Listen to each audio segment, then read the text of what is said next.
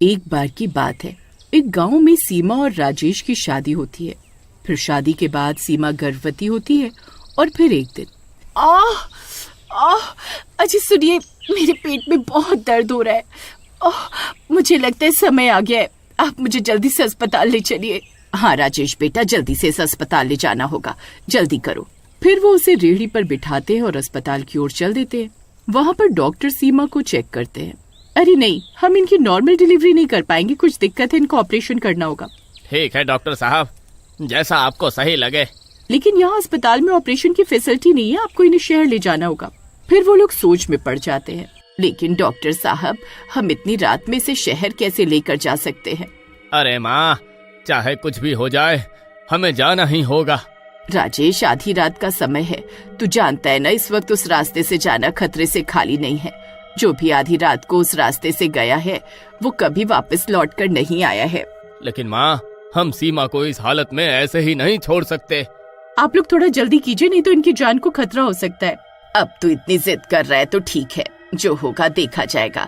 मैं गांव के सरपंच को बुलाती हूँ, वो कुछ गांव वालों को हमारे साथ भेज दे तो थोड़ी सुरक्षा हो जाएगी। फिर वो सरपंच के पास जाती है और सरपंच उनके साथ 5-6 गांव वालों को भेज देता है।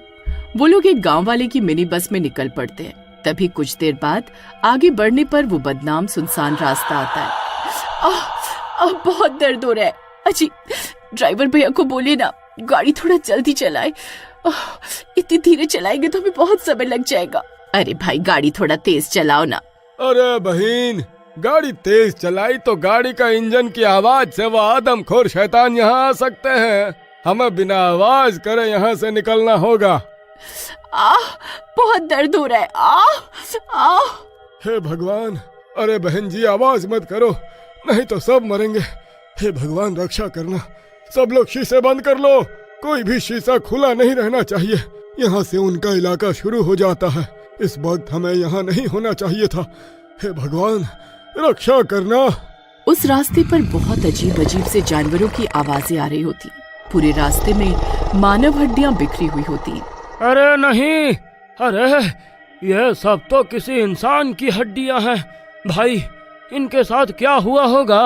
अरे हीरा भाई, शीशा से बाहर झांकना बंद करो, नहीं तो तुम्हारा सर धड़ से अलग हो जाएगा। और जल्दी से शीशा बंद करो। तभी उनकी गाड़ी का टायर पंचर हो जाता है और गाड़ी रोकनी पड़ती है। अरे नहीं, इसे भी अभी पंचर होना था। अरे अब क्या करूं? भाई, इस वक्त हम बस से नीचे नहीं उतर सकते। तुम्हें तो पता है, ये उन आदमखोरों का इलाका है, वो इंसानों को जिंदा खा जाते हैं।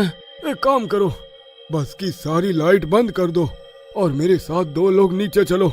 हमें टायर बदलना होगा, नहीं तो हम आगे नहीं बढ़ पाएंगे। मुझे लगता है इस वक्त किसी को भी बस से नीचे नहीं उतरना चाहिए। अरे भाई, एक काम करते हैं, बस के दरवाजे अंदर से बंद कर लेते हैं और बस में अंधेरा करके यहीं सुबह होने का इंतजार करते हैं, यही सही रहेगा। नहीं बाजी, मैं रात भर यहाँ इंतजार नहीं कर पाऊंगी। दर्द के बारे में मेरी जान निकल रही है। कुछ भी कीजिए, लेकिन मुझे जल्दी से अस्पताल लेकर चलिए। अरे तुम घबराओ नहीं सीमा बेटी, बस 5 मिनट में टायर बदल कर हम यहाँ से निकल जाएंगे। फिर ड्राइवर अपने साथ 2 लोगों को लेता है और बस से नीचे उतरता है। अरे भाई, अरे ये जगह तो बहुत डरावनी है। वो देख, पेड़ के नीचे किसी इंसान की खोपड़ी पड़ी है। अरे कहीं हमने यहाँ आकर गलती तो नहीं कर दी? अरे बेवकूफ, आवाज मत कर, मरना चाहते हो क्या? चुपचाप टायर बदलने में मेरी मदद करो। फिर वो तीनों बस का टायर बदलने लगते हैं और कुछ ही देर में वो टायर बदल लेते हैं। अब सब ठीक है, चलो अब यहाँ से निकलते हैं। तभी झाड़ियों से एक नुकीला भाला आता है और गांव वाले के पैर में घुस जाता है। अरे मर गया रे। अरे बहुत दर्द हो रहा है। अरे ये तो मेरे पैर में धंस गया है। अरे कोई निकालो इसे। उसे भाले से एक रस्सी बंधी हुई होती है और उस गांव वाले को जंगल में खींचना शुरू कर देती है। अरे भाई, अरे कोई पकड़ो मुझे। अरे भाई, मुझे बचाओ। अरे ये तो मुझे जंगल में घसीट रही है। बस ड्राइवर गांव वाले को पकड़ने की कोशिश करता है, लेकिन वो रस्सी उसे तेजी से जंगल में घसीट कर ले जाती है। तभी दूसरा गांव वाला बस के दरवाजे की ओर भागता है। अरे मर गए रे, अरे दरवाजा खोलो। अरे मुझे यहाँ आना ही नहीं चाहिए था। सब गांव वाले सही कहते थे, ये भूत का रास्ता है। डर के मारे कोई बस का दरवाजा नहीं खोलता और वो गांव वाला दरवाजा पीटने लगता है। अरे नास मिटो, अरे दरवाजा खोल दो। अरे क्यों मुझे मारना चाहते हो? अरे मर गया रे। फिर राजेश बस का दरवाजा खोल देता है।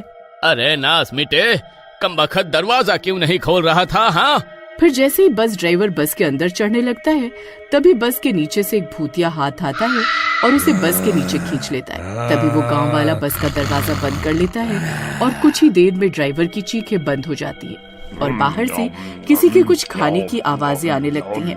अरे मर गए रे, लगता है ये आदमखोर बस ड्राइवर को खा रहे हैं। ए, जल्दी से सारे शीशे बंद कर दो, वरना ये एक एक करके सबको खा जाएंगे। फिर वो लोग बस में अंधेरा करके छुप जाते हैं। तभी उन्हें बस के ऊपर किसी के चलने की आवाज आती है। अरे मर गए रे। अरे ये आदमखोर तो बस के ऊपर चढ़ गया है। लगता है बस के अंदर आने का रास्ता ढूंढ रहा है। अरे नहीं, अरे अब क्या करे भाई?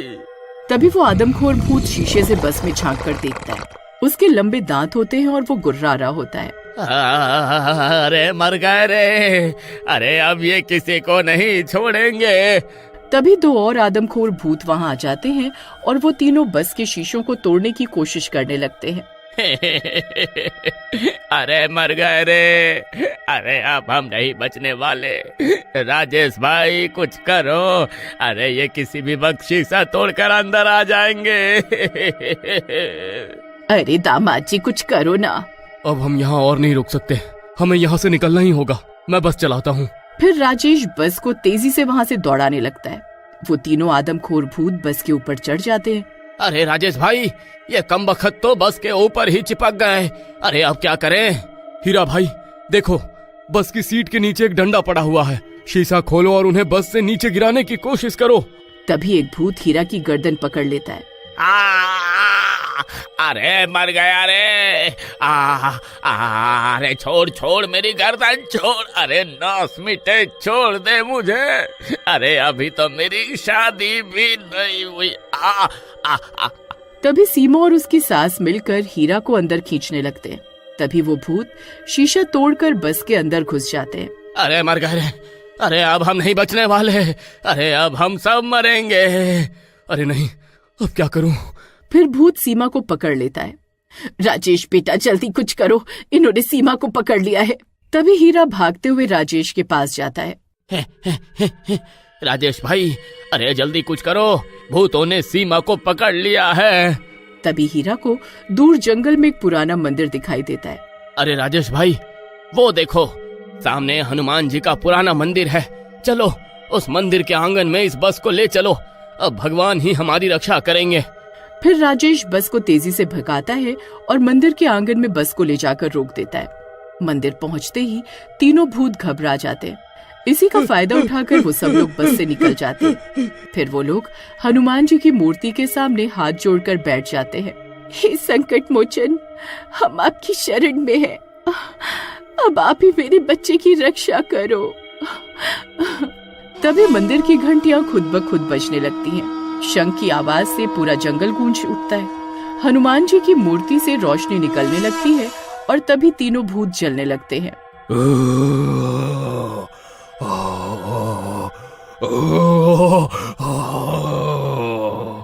तभी वो तीनों भूत बस के अंदर ही जलकर राख हो जाते हैं। जय बजरंग बली की जय हो, जय बजरंग बली की जय हो।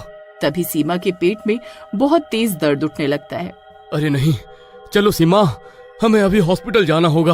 अरे भाई, बस तो भूतों के साथ साथ जल के राख हो गई, अब हम कैसे जाएंगे? आज बजरंग बली ने ही हमारी जान बचाई है, अब मेरे बच्चे की रक्षा भी वही करेंगे। फिर उसकी सास उसे मंदिर में बने एक पुराने कमरे में ले जाती है और कुछ ही देर में कमरे से बच्चे के रोने की आवाज आती है। अरे वाह वाह, मुबारक हो राजेश भाई, अरे तुम तो बाप बन गए। फिर वो सब लोग भगवान का शुक्रिया अदा करते हैं और वापस अपने गांव लौट जाते हैं।